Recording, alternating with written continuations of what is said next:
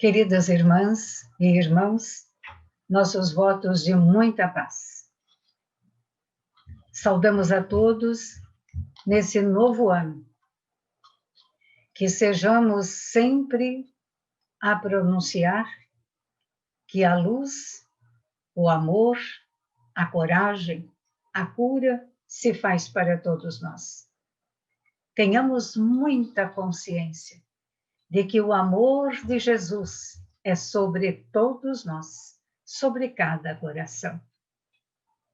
Muito obrigada a todos que nos assistem, que nos acompanham, aqueles que nos mandam um recado pelos meios de comunicação ou mesmo pelo aplicativo do WhatsApp.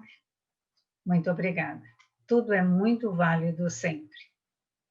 O nosso capítulo hoje é o 34 e é o título Prossigamos. Mas antes, vamos prosseguir nós aqui com a nossa oração, dizendo dentro de nós, amado Mestre Jesus, nós queremos te agradecer e te louvar pela dádiva do amor e por cuidar de nós aqui na Terra. Muito obrigada, Senhor. Nosso pedido é para que continues a ser para nós o bom pastor, que nos acolhe, que nos guarda, que nos cuida, que nos ampara e que nos protege. Graças te damos. Muito obrigada, Senhor. Esteja conosco nesses momentos e também por todos sempre. Que assim seja, graças a Deus. Muito bem. Nós vamos iniciar então, mais uma vez, com as palavras de Paulo, escrevendo aos Filipenses, capítulo 3, versículo 13. Ele assim diz: Irmãos, quanto a mim, não julgo que o haja alcançado, mas uma coisa faço, e é que, esquecendo-me das coisas que atrás ficam, e avançando para as que estão diante de mim. Paulo de Tarso. Vamos agora o que nos fala a respeito do prossigamos, as palavras de Emmanuel.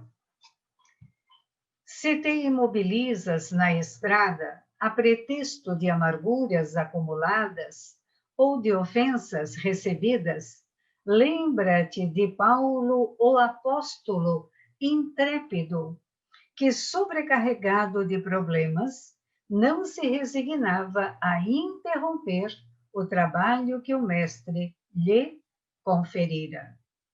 O amigo providencial da gentilidade não se entretinha a escutar os remorsos que trazia do seu tempo de adversário e perseguidor do Evangelho.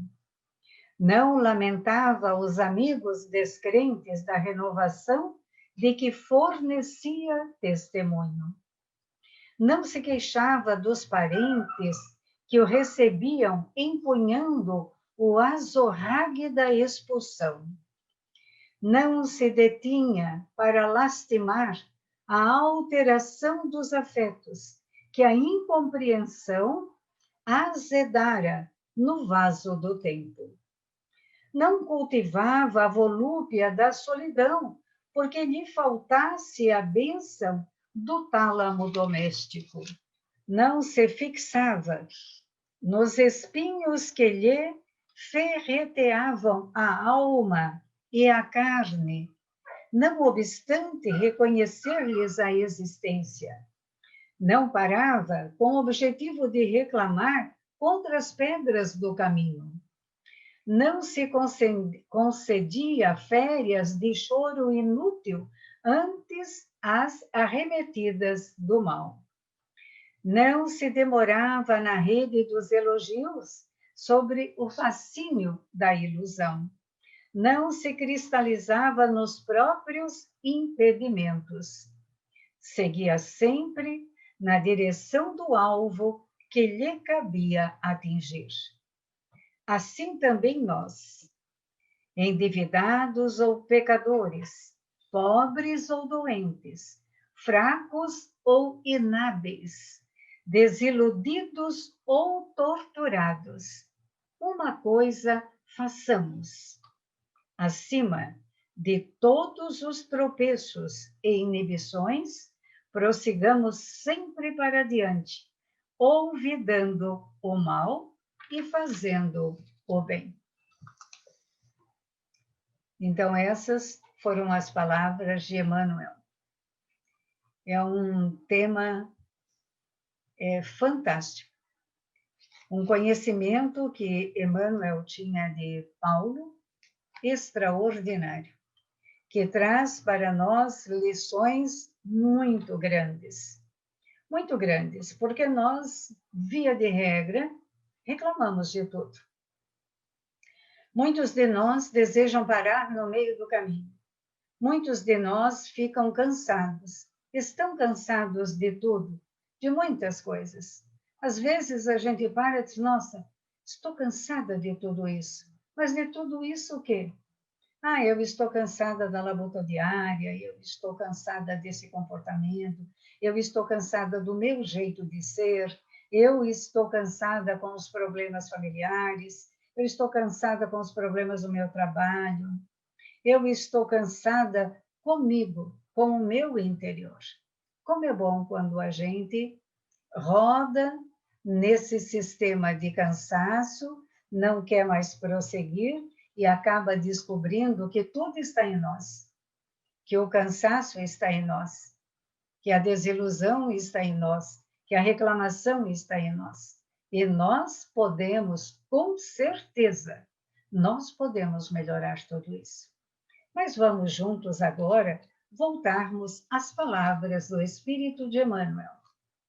Então, ele diz, se te imobilizas na estrada, se paramos na estrada, a pretexto de amarguras acumuladas ou de ofensas recebidas, ele diz, lembre-se de Paulo. Lembremos-nos nós de Paulo, o apóstolo intrépido, o apóstolo corajoso, destemido, ele não teme o perigo. Este é o apóstolo Paulo, que, sobrecarregado de problemas, quem sabe nós achássemos que Paulo não tinha problema, nenhum problema, que depois que encontrou Jesus foi tudo às mil maravilhas para ele, ao contrário, ali é que começou o seu real testemunho, a sua real vida foi ali. Assim como também cada um dos apóstolos, todos tinham grandes problemas. Então, nós, quando temos alguns problemas, como falamos anteriormente, queremos não prosseguir. Queremos parar, estacionar, entre aspas, dar um tempo, como costumamos dizer hoje. Então, não se resignava ele a interromper o trabalho que o mestre lhe conferiu. Então, ele não queria parar, ele queria prosseguir, e ele prosseguiu, ante a todos os empecilhos que tinha. E nós, como falamos, nós, infelizmente, às vezes queremos parar. Paramos as funções, paramos os nossos, às vezes, algum voluntariado que estamos fazendo, queremos novamente dar um tempo, né? Então, ele diz que o amigo providencial da gentilidade, ele não se entretinha a escutar o remorso que ele trazia consigo, né? Aquele de ser adversário e perseguidor do Evangelho. Ele não ficou se lastimando, açoitando o seu espírito, dizendo, meu Deus, como eu persegui Jesus, como eu persegui os cristãos. Não, ao contrário, ele trabalhou. Ele mostrou que ele poderia ser o igual e que ele poderia fazer a diferença. E ele fez a diferença no mundo. Ele fez a diferença na época, fez no mundo, e esta diferença vai pelos séculos afora, como o grande apóstolo dos gentios. Então, o que nós fazemos? Nós temos uma espécie de autopiedade. E nós acreditamos que essa questão de não nos perdoarmos, não libertarmos aquele, entre aspas, erro ou pecado, como alguns chamam, ou um delito muito grave que foi cometido, nós temos o hábito de ficar nos martirizando, nos siliciando, maltratando a nossa alma, maltratando o nosso coração, porque muitas vezes achamos que isso é o melhor para que a nossa alma fique limpa. Será que é o melhor? É isso que Deus quer de nós? Olha que exemplo magnífico de Paulo. Eu amei esse capítulo. Então, ele diz, o amigo providencial da gentilidade não se entretinha a escutar os remorsos que trazia do seu tempo de adversário e perseguidor do Evangelho. Vejam que exemplo maravilhoso para mim, para você, para todos nós. Que muitas vezes gostamos de rememorar erros que cometemos, e aí nós não saímos do lugar. Porque nós queremos estar puros, queremos estar limpos, queremos estar brilhantes, com luzinhas acendendo em todo o nosso ser, para começar um trabalho no bem, na justiça, na caridade, um trabalho de ofertar nossos préstimos para alguém, para uma sociedade espírita, para um lar de idosos, para o que for, né? Um orfanato, o que for. Existem dezenas de locais precisando de mãos para ofertar o seu amor. Então, Emmanuel diz que ele não lamentava os amigos descrentes da renovação, do qual ele fornecia testemunho. Ele não lamentava. Quantas vezes eu ouvi, né, as pessoas dizerem, mas a minha família não aceita a doutrina espírita, mas o meu marido não aceita. Eu venho aqui muitas vezes às escondidas. No começo eu dizia que ia a um outro lugar, então aconselhada pela casa espírita, foi recomendado, né, que fizesse o possível para dizer a verdade, onde estava, que era um lugar que a pessoa se sentia bem, né? Então ele não lamentava, e nós muitas vezes vivemos lamentando, porque fulano, beltrano, cicrano não pensa como nós, não acredita naquilo que nós acreditamos, não sente aquilo que nós sentimos dentro de nós, principalmente no que refere-se à nossa religiosidade, aquilo que nós optamos para seguir. Ele não lamentava, ele seguia adiante. Ele não se queixava dos parentes que o recebiam empunhando o azorrague da expulsão, ou seja, o chicote da expulsão. Já pensou? Você ir para a casa dos parentes e eles te receber com um chicote na mão? Por que isso? Porque Paulo recebeu uma educação principesca para aquela época. Falava vários idiomas, era um homem de uma postura muito elegante, tinha muitos bens, seus familiares eram familiares aquiloados no financeiro. E quando ele conheceu Jesus, onde Jesus o diz, né? Saulo, Saulo, por que me persegues? A partir daquele momento que houve a renovação, ele deixou de ser o Saulo, passou a ser o Paulo. E a família, com certeza, não aceitou, né? Então, mas ele não se queixava. Quando ele passava, quando ele ia nesses locais, né, nas casas dos parentes, e os familiares o recebiam com o chicote na mão. Já pensou? Se nós formos à casa de alguém e nos receberem com o chicote da mão? Hoje o chicote é o da alma. Então é o chicote da moral, o chicote da palavra, do olhar, do desagrado, do desafeto, da ofensa, né? Realmente nós temos, entre aspas, ainda muitos chicotes a nos receber, mas desta forma, nos afetando muito moralmente, e nós nos permitimos nos permitimos estes sentimentos, nos permitirmos sermos chicoteados, entre aspas, moralmente. Então, nós que deveríamos fazer, não nos queixarmos e nos retirarmos daquele lugar. E diz também que ele não se detinha para lastimar a alteração dos afetos e da incompreensão que azedara no vaso do tempo.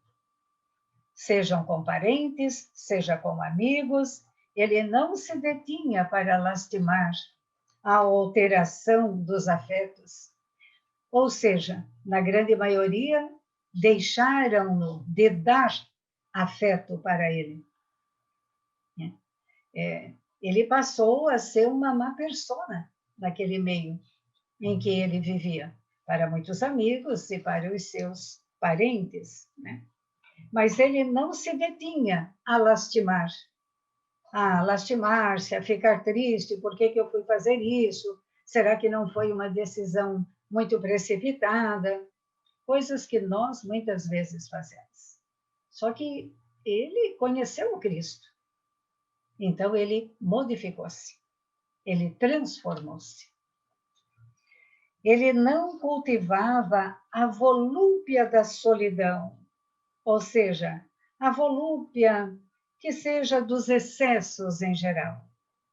Os excessos de todas as ordens.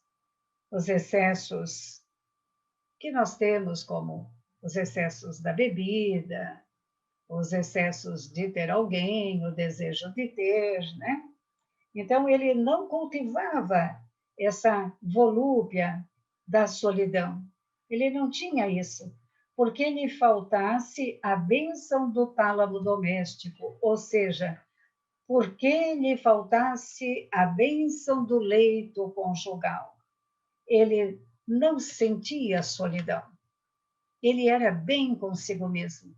Ele sabia o que queria, o que iria fazer da sua vida. Ele sempre soube, desde que conheceu Jesus. Ele não se fixava nos espinhos que lhe ferreteavam a alma e a carne. Não obstante, ele reconhecia a existência desses espinhos que tentavam lhe ferir, lhe machucar, também vindo das pessoas. Paulo sofreu muito. Ele sofreu muito, mas foi de um exemplo ímpar na sua época, da onde ele foi educado, da onde ele foi criado, para o que ele se transformou. Não parava com o objetivo de reclamar contra as pedradas do caminho. Ele não parava para reclamar, não perdia seu tempo. Não jogava fora uma frase, duas ou meia dúzia de frases para reclamar contra as pedradas que recebia no caminho, que não foram poucas. E paramos aqui e fiquei a refletir, ao ler o tema, ao estudá-lo um pouco, fiquei a refletir, né? No dia a dia, o quanto nós reclamamos. Às vezes, nem são pedradas, não são. É como bolinhas de papel que jogam na gente, fazendo um comparativo. Não são essas pedradas que Paulo recebia no caminho. E nós também não queremos mais prosseguir. Emburramos, temos tristezas, temos uma melancolia, e aí caímos na depressão, tomamos remédio e buscamos tratamentos, sejam tratamentos de todas as ordens, e é necessário, quando nós precisamos, o interessante é não precisar de tratamento. Esse é o interessante. Mas nós temos que cuidar do corpo físico, porque ele é o nosso vaso mais bonito que nós podemos ter. E nosso vaso é uma belezura, é uma pérola. Então, nós temos que cuidar dessa pérola.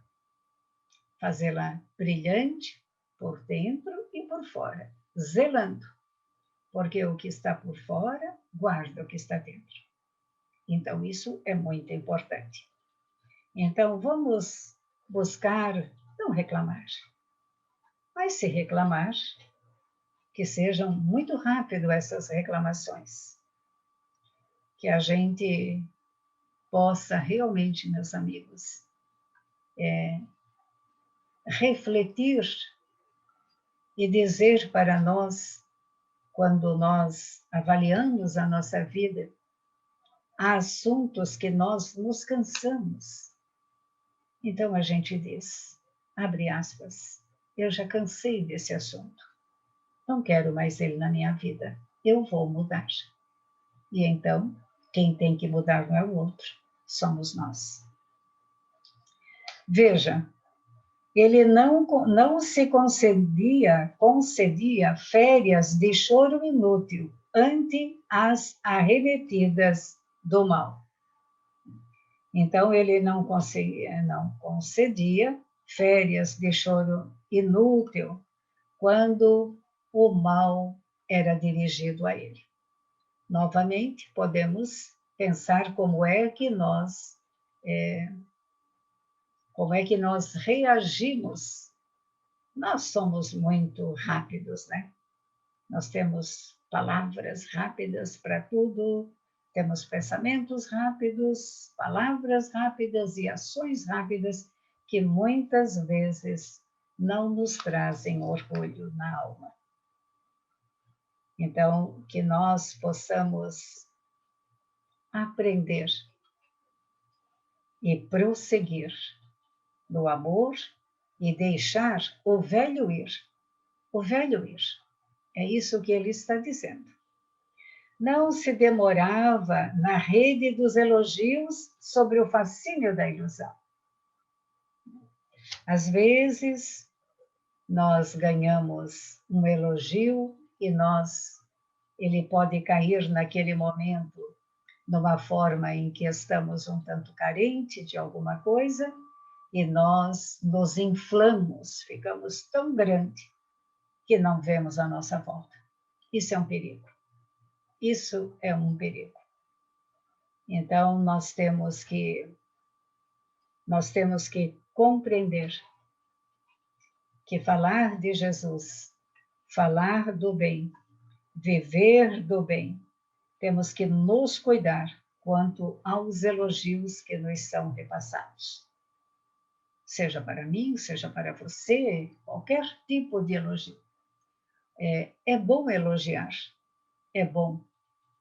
Diz a neurociência hoje que o elogiar, ele é muito agradável para quem ouve, desde que seja um elogio verdadeiro, seja algo puro realmente, que faça o outro refletir e sentir o seu coração feliz, que não sejam por coisas fúteis, mas por coisas que tenham o seu real valor. Então, temos que nos cuidar com o fascínio da ilusão. Ele não se cristalizava nos próprios impedimentos. Ele abria os caminhos e ia adiante. Dava o seu recado, deu o seu imenso recado, falando do amor. Os estudos das cartas de Paulo são extraordinários. É preciso muitas vidas para estudá-las, para compreendê-las e um dia colocar no nosso viver. Seguia sempre na direção do alvo que lhe cabia atingir. E ele estava levando a propagação do Evangelho de nosso Senhor Jesus Cristo. E nós, às vezes, nos cansamos de levar umas palavras amigas para quem nos pede.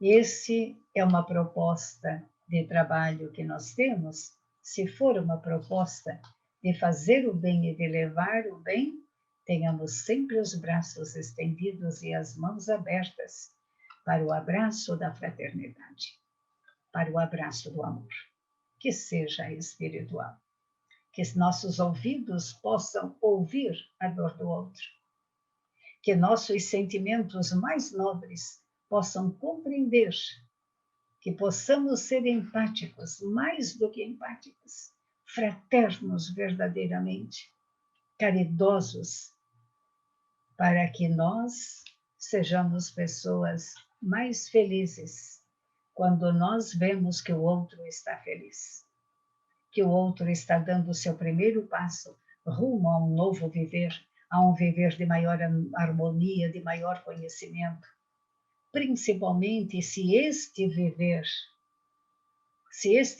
está incluído no nosso Pai Celestial, a grandeza do amor. E com essa frase termina, então, o Emmanuel. Ele diz: assim também nós, endividados ou pecadores, pobres ou doentes, fracos ou inábeis, desiludidos ou torturados, uma coisa façamos, 3 pontinhos. Acima de todos os tropeços e inibições, prossigamos sempre para adiante, olvidando o mal e fazendo o bem. Olvidar, esquecer o mal, esquecer, não lembrar do mal que nos fizeram, não lembrar do mal que nos fazem, seguir adiante, sejamos nós quem for, na condição que estivermos na Terra, mas acima de todos os tropeços e inibições, prossigamos sempre adiante, deixando o ontem ir embora, deixando as preocupações, deixando as ofensas, deixando os lamentos, deixando os queixumes, deixando o azedume, deixando a volúpia, a solidão. Sigamos adiante, ou prossigamos adiante, rumo ao novo eu. Olha como é lindo quando você se encontra e diz: como é bom vencer em minhas mazelas. E quando a gente se vence, é um presente. É como se ganhássemos na loteria. Talvez melhor, com certeza, porque é a nossa parte moral e espiritual. E nós nos sentimos muito bem. Prossigamos, meus irmãos. Prossigamos na dor, prossigamos na doença, prossigamos na tristeza, porque tudo é passageiro. Prossigamos nos momentos mais difíceis, mas prossigamos. Não vamos querer parar, empacar a nossa vida, transformar a nossa vida numa noite sem fim de escuridão. Mesmo que venhamos a ver o sol ali fora, o sol não brilha em nós, não há brilho em nosso olhar, não há beleza, não há vivacidade em nosso ser, porque nós estamos estarrecidos, parados, não queremos seguir adiante. Lembremos-nos de que Jesus está sempre com seus braços acolhedores para nos receber. Ele diz: se você está cansado, ou se você não quer mais prosseguir, se você cansou de prosseguir, cansou de caminhar, venha até mim. Venha, porque o meu jugo é suave, porque ele tem o abraço do amor, o abraço acolhedor do pastor divino. Nosso Senhor Jesus é nosso governador. Vivemos momentos difíceis, mas estamos há muito tempo entrando em nova era. Já entramos nessa era, uma era de cura, uma era de paz, embora tudo isso que nós estejamos passando. Porque há um propósito para aquilo. É preciso ser feliz. Isso é agradável a Deus. Você pode vir encarnações e encarnações, com dores, lamentos, sofrimentos, tristezas, mágoas, situações das mais diversas. Deus está lá. sempre nos aguardando o melhor, porque Ele quer nos ver vencedores. E quando nós somos vencedores em algumas coisas, porque essa nossa natureza não dá saltos, é paulatino, é muito devagar. Por isso que nós não podemos perder tempo. E quando isso acontece, isso deixa muitos espíritos que cuidam de nós felizes. E isso é agradável a Deus. Fica o convite, então. Prossigamos. Prossigamos. Olha que bela, vou repetir a frase inicial de Paulo. Irmãos, quanto a mim, não julgo que o haja alcançado. Mas uma coisa faço, e é que, esquecendo-me das coisas que atrás ficam e avançando para que estão adiante de mim. Então, ele deixa o passado, se mantém de pé, ereto, no bem, palmilhando agora sobre o Evangelho de Nosso Senhor, não se lamenta e vai fazer o que deve ser feito. E fez.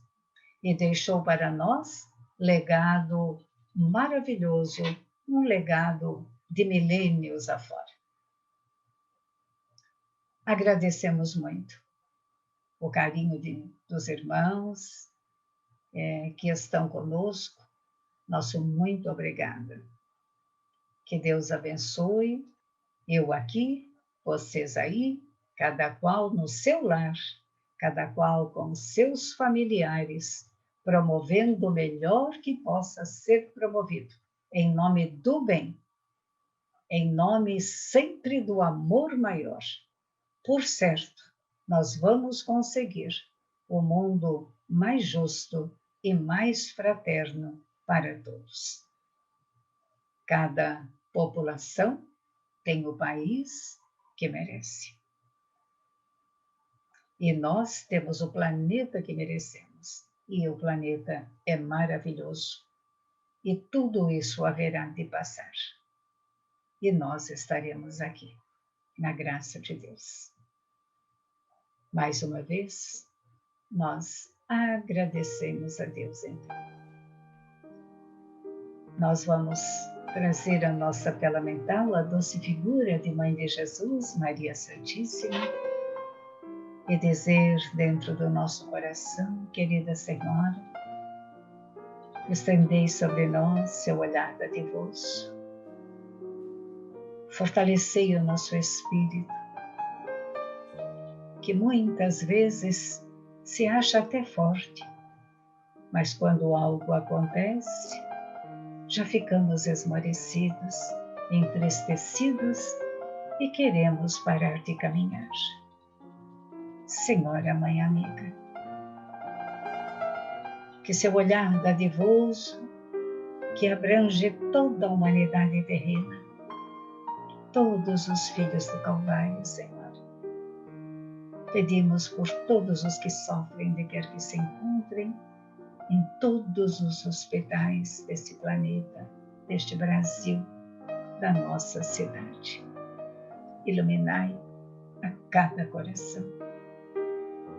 Por tudo isso, o nosso amor e o nosso muito obrigada, querida Mãe. Graças a Deus. Muito obrigada a todos. Muita luz, muita paz, uma excelente semana e até breve.